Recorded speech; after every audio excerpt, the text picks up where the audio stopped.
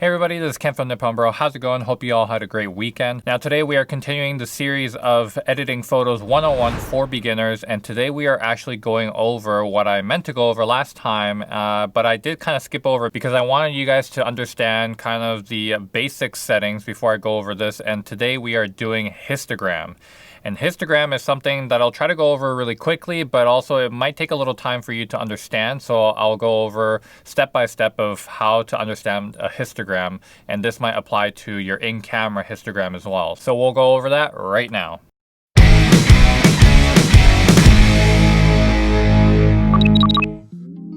Welcome back, guys. So let's go over what is a histogram. A histogram is basically a graph that shows you the distribution of light within a photo. And this actually goes for video as well. You have a histogram for video. But with photography, what we want to know is if we are exposed correctly for that particular type of photo. Now, when I say if it's exposed correctly, there is no actual rule of thumb of perfect exposure. Exposure and how you want to portray your image is kind of your art. If you want to purposely underexpose or overexpose a photo to represent a certain mood in the photo, then that's totally up to you. But at least you can understand what a histogram is, so then you can understand if it's underexposed, overexposed, perfectly exposed, that word. Perfectly exposed. Anyways, I use that term loosely with a grain of salt because, again, there's no real such thing as perfect exposure. It's just what we perceive as perfect from the industry standard. But again, rules in photography, I think of it as guidelines. They're not really there to enforce, and you're not gonna get ticketed or, put in jail for breaking the rules of photography. For a lot of people, they actually break those rules because they want to get a certain style out of it and not just some kind of this perfectly exposed photo all the time. You kind of want to manipulate it. So having said that, we're just going to go right into my Lightroom here, and I'm going to show you what section we're going to talk about and show you just kind of how to read a histogram. All right, let's go into it. All right, so first thing first, what I actually want you guys to do is go to your Google right now. And what you're going to do here is type in Grayscale and just press enter there and go to your images. Now, when you go to images, just download any of these that you would understand the most, okay? You don't really necessarily need to go too much. I would say even like this one is fine. Just save that to your desktop and then put it into your Lightroom, because I want you guys to just follow along with me so you guys can understand what exactly it does. And then we'll go into a photo later and I'll show you, how it applies to an actual photo. All right, but this is kind of like your basic of basics of what you want to learn and how this graph works. All right, so after you have downloaded your image of your grayscale background, you want to import it into Lightroom. And this right here, I have from basically pure white to a little past middle gray. It's a bit about on the darker gray, but it's not black, okay?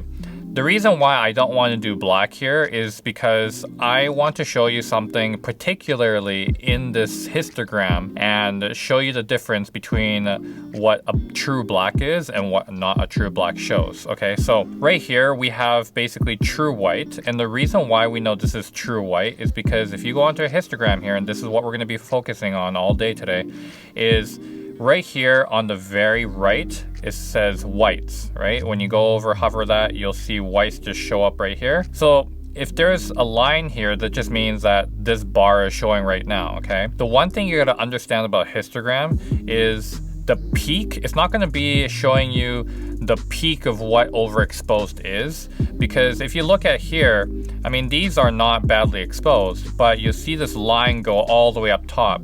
So it's not like when you're editing video and stuff like that on YouTube that you see the 100 line marker, where if you go over 100 and everything's about the peak at 105, 110. So it's not that. So don't think that right here, if the line is cutting out at the top, it just does not mean that you're peaking, okay? You're not losing data. The losing data part is actually either very right or very left. So I'm going to show you how that works as well, but I just want to show you guys, this is the whites. So again, here's white. And then if you go to the opposite side of the spectrum, which is black, you see nothing in here. There's no bar. And that's because I have no black in here, so that's why there is no line in here, okay? Now, right beside the black is shadows. So shadow, I have a line right here, and pretty much it is something that is around the middle gray area. That's pretty much a shadow, and that's your base shadow. But you can go into blacks with your shadows, and that's going to be like your dark night sky, your dark shadow that you took in the evening, that type of dark black. Anything that is actually pure black, like my jacket right here, this would be in the blacks. But yeah, that's just an example of what shadows look like, okay? It's not really particularly all the way black as you may think. All right, so now we have exposure here. Exposure, we have 3 lines, so it's pretty much these 3 bars right here. And these are what is considered to be perfect exposure. Now, as you can see on this exposure right here on the graph, on the histogram, you see 3 bars, which are basically saying that within this boundary, it is perfectly exposed, okay? So this is why I say there's no such thing as perfectly exposed, because you have 3 different shades here with what is deemed to be perfectly exposed. That just means that there is a variance in exposure. There is no, this is it, this is the only way. No, that's just not how it goes with an exposure, okay? So just a peace of mind there for you guys. Just don't think about it too much. If you think a photo is exposed enough for what you're trying to go for, if you're trying to expose for the sky, or if you're trying to expose for the actual person and the figure, if you're doing portrait photography, that's all that matters. And then everything else, you can actually try to fix it in post, or it really depends on what you're trying to portray, okay? And I will go into more of a tutorial on maybe even how to take portrait photography and stuff like that, and try to expose for the sky and the subject. But that is something, of course, that's a whole entire another video that I have to make. But anyways, if you like one of those videos, comment down below and I will try to do one for you. All right, so now is the highlights. The highlights is basically something that is not overexposed, but it has the brightest parts of the image. So this histogram shows right here, it has highlights, which is mimicking these right here, but more so on the brightest whites. Again, if you haven't taken a look at my recent video where I did highlights, please do go check it out. I'll leave the link somewhere up here and in the description below as well. And I have a whole playlist from exposure to now that you can go take a look at. It's a free course on my YouTube channel, and please share it if you haven't already. But anyways, we have highlights right here. So what I'm gonna actually do is just show you guys the adjustments of what we learned in the previous courses, and we're just gonna put it to the test on this grayscale background. All right, so you guys can see exactly what this graph does, because each of these bars is gonna start moving, all right? So this is where it kind of gets a little bit interesting, and you guys might actually look at this histogram more after you learn this and utilize it more. So what we're gonna do is we're gonna go with exposure first, okay? Now don't worry about contrast, because contrast is not really gonna do too much to this image, but we can try to go over a little bit of it. But first we're gonna go with exposure. So exposure, like I said, it changes the brightness and the darkest. So it's like turning on the light on and off, but with the fact that it affects the entire image, right? So here we go with the exposure slider. We're just gonna push it all the way and just take a look at what happens to the actual lines here, okay? And you know, you can take a look at here and just be like, okay, wow, it made it brighter, but we're talking about histograms here. So take a look at these bars that are in right here and see where it moves, all right?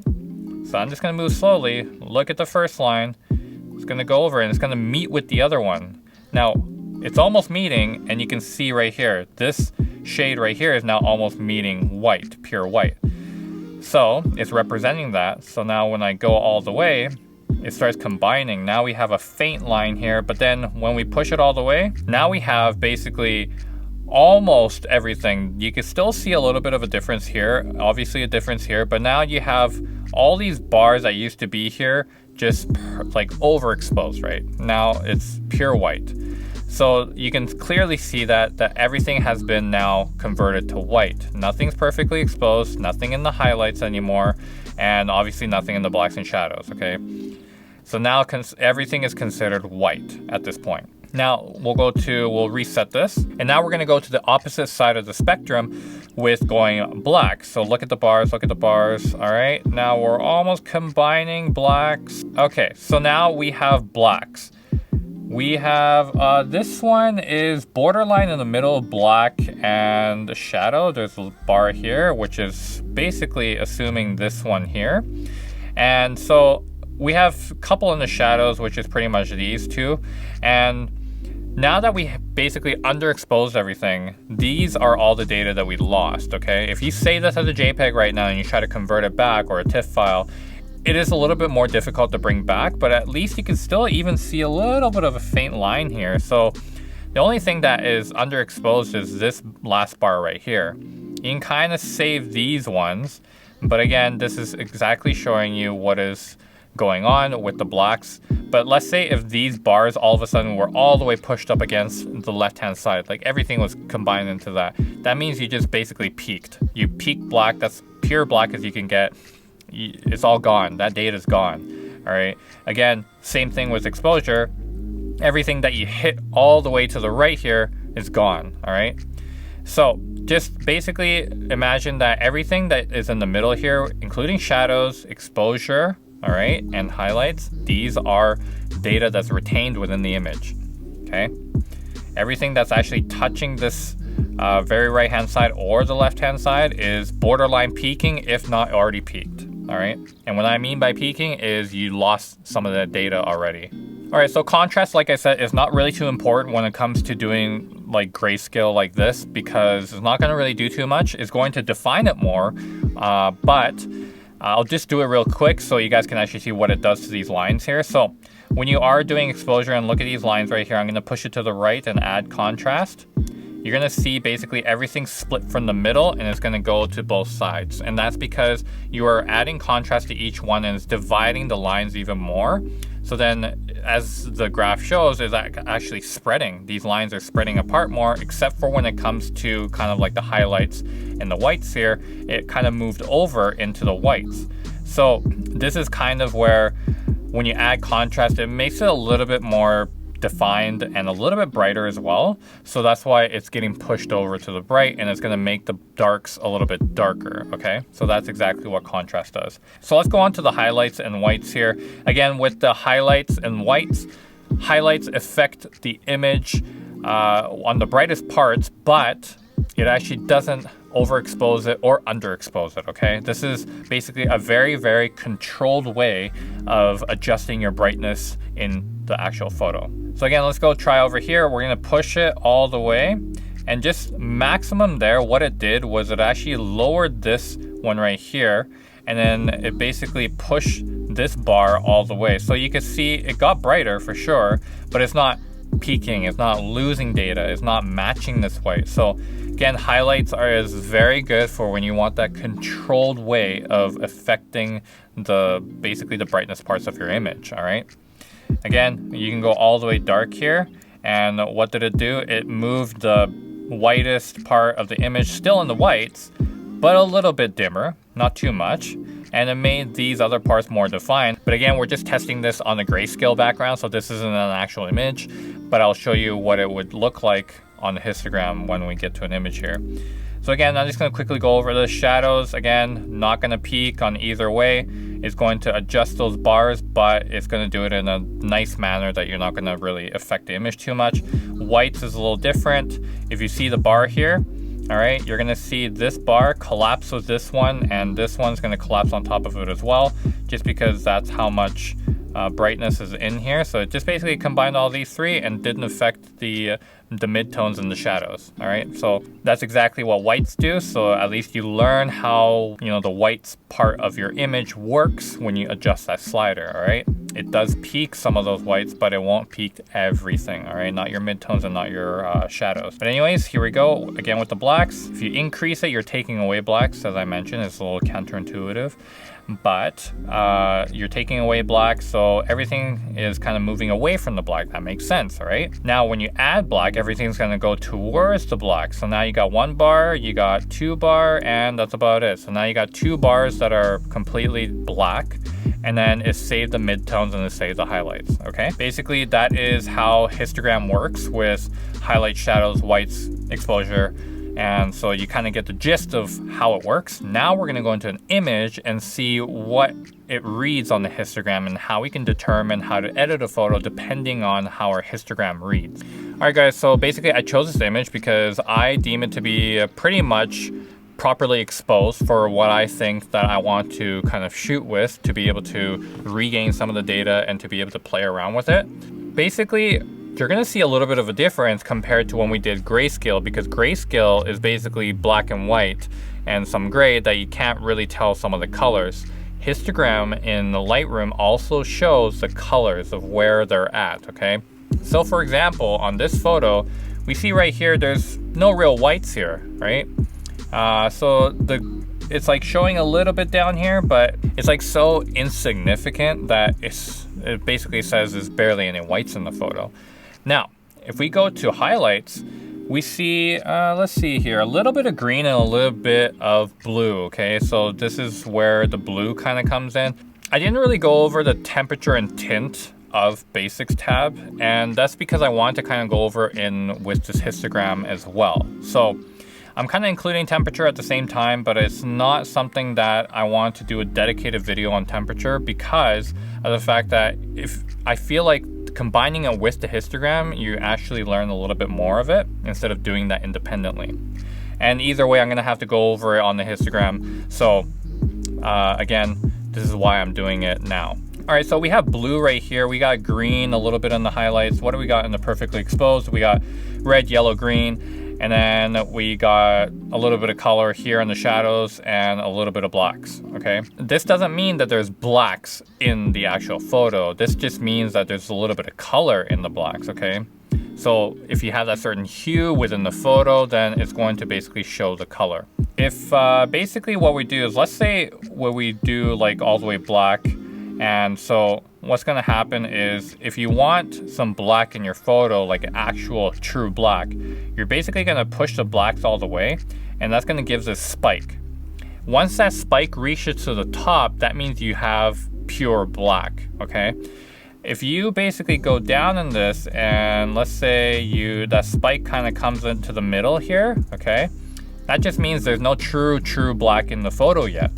It's getting there, it's halfway there, but it's not fully there, okay? So basically that's exactly how you read the histogram is once it starts going all the way up to the top, that just means you have total black in your photo, or vice versa with whites. So if you reach the top right here, the top of the bar or the top of the histogram, this is when you know that you've hit that actual color, which is white or black, okay? Let's say I want to, I don't know, maybe I don't like the blue hue in the highlights, okay? This is all what is in the brightest parts of the image. So I'll go to this temperature slider here, and this temperature slider basically goes in Kelvin, okay?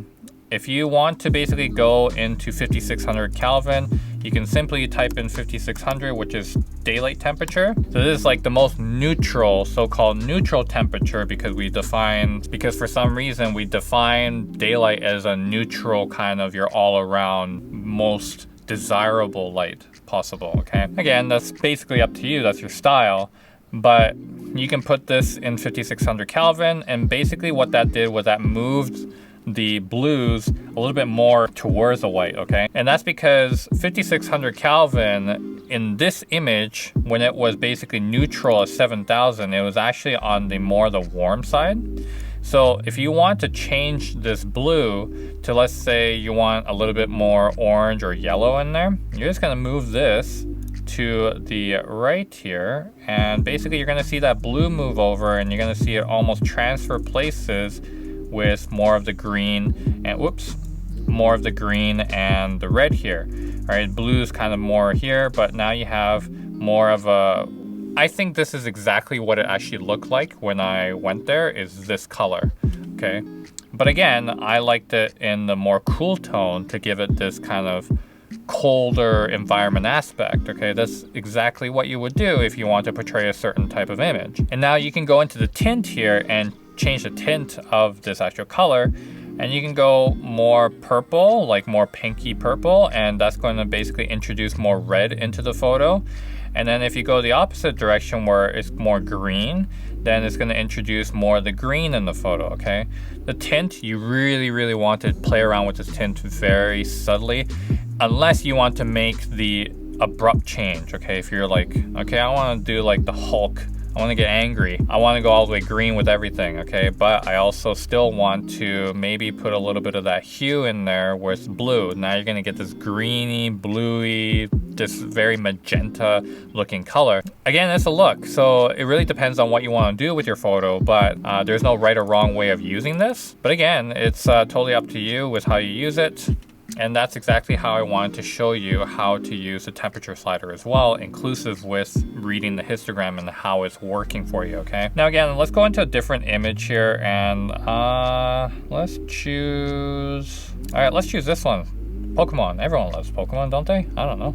I do. But basically what you want to do here is the exposure, you have a little bit of black here. So if you didn't want that black to be going, you know, showing true black in any of the photos and you want to make it that vintage looking photo, then what you want to do is you just want to go back on the slider and you want to pull that black out. It's going to give it a little bit more of that filmic look. Again, you can take away the shadows as well, and you can push, again, look at this histogram, it's getting pushed all the way to the right here. And you can change that up so it kind of looks a bit more flat, not too contrasty. Again, you can even take away the contrast and you're going to see this whole kind of image kind of come together, right? Like everything, like I showed you with the grayscale, like everything's getting pushed together if you take away contrast. So again, we can take away contrast and it's going to look a bit more filmic. It's going to look that vintage Polaroid look. All right, now you're going to, let's maybe dim this out here and here.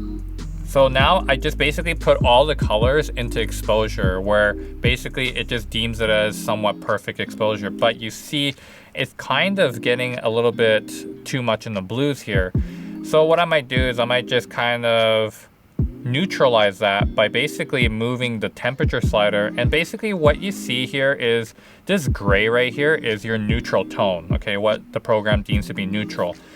And everything that spikes as color is what's extra above neutral, okay? Now, when you actually combine all these and you kind of stack it all together, that's when you have this basically complete neutral tone image where not too much color in the image. There's still some, obviously, because I mean, Pikachu's yellow is never going to change colors, right? But like, you can change those colors independently if you really wanted to in Photoshop. But this basically gives you the final image of like that Polaroid filmic look that everyone likes when you're taking film photography and stuff like that. So you can change this in tonal curve, which I'm actually going to do another episode probably next week for tone curves. So that is something to look forward to as well, because rather than just adjusting the highlight, shadows, whites, and blacks, with the tone curves, you can give it a little bit more oomph into the overall adjustments.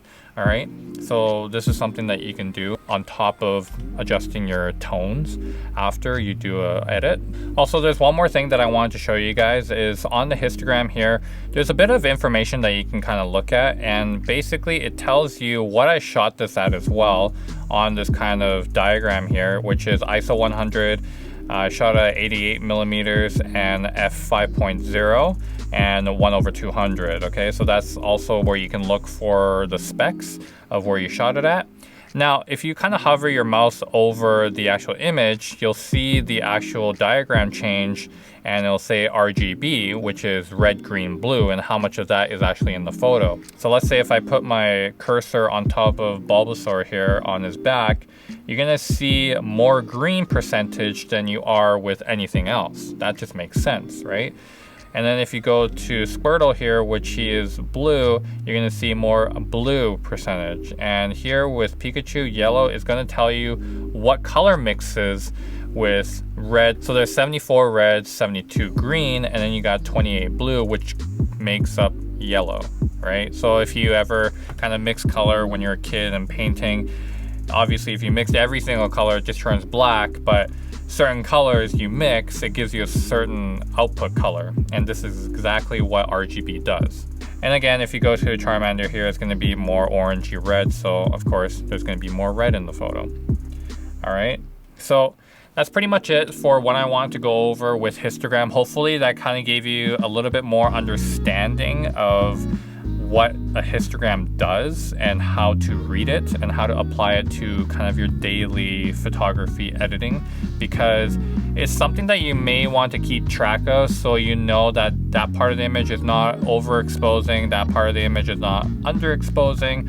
But also, again, that's basically up to you. I mean, like I mentioned before, people underexpose and overexpose actually, like, they actually mean to do it, right? So that's the difference with some photographers, is depending on the style, they may want to actually do that and break some of the rules. And this is good if you want to not really abide by the rule, but just kind of see where your image is at. Just see what's happening in your image, and that's basically what I wanted to show you guys. So if you found this video helpful, smash the like button and turn on those feature notifications, because I'm going to be doing this continuing tutorial series, and it's going to finish. I don't even know when it's going to finish. It's probably sometime next year, because I'm only doing this once a week, right? So yeah, subscribe if you haven't already, because that helps me out a lot, and it's not really that hard. All you got to do is just go down there and press the red button, and it's going to turn into another button that says subscribed. So I mean, that's special, right? That's like a badge for yourself. Just think of it as like a personal accomplishment badge. All right. Anyways, I'll see you guys on the next one, and take it easy, okay? Peace out.